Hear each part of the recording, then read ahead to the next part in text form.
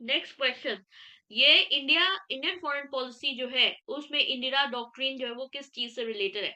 India को एक global power बनाने में इनका जो पॉलिसी है वो डेवलप कॉरपोरेशन अपने नेबर्स के साथ, इक्वेट करना इंडियन सिक्योरिटी को साउथ एशिया के साथ, any interference south Asian region में उसको कंसिडर किया जाएगा थ्रेट इंडियन सिक्योरिटी के प्रति। नीचे कोडिंग से आंसर करिए। 32।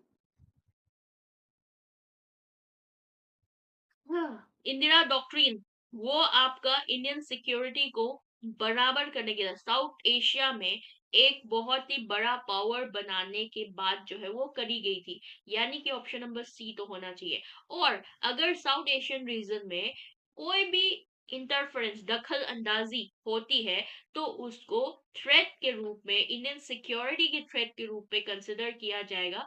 ये भी मेंशन किया गया है, यानी कि option number 3 will be the right answer, C and D बिल्कुल करेक्ट मैत्री।